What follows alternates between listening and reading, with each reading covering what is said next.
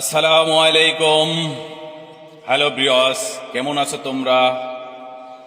আজ আমার খুব কাছের এবং কি ভালোবাসার বলতে পারো, মানে আমার একজন ফেমাস ভালোবাসার লোক আজ তোমাদের মাঝে পরিচয় করিয়ে দেব, আর তোমাদের মাঝে কিছু উপস্থাপনা করবে। আমরা আসলে সবাই শুনবো, আশা করি সবারই ভালো লাগবে ইনশাআল্লাহ। তো মোবারক হোসেন, এই আমাদের মাঝে কিছু বলো।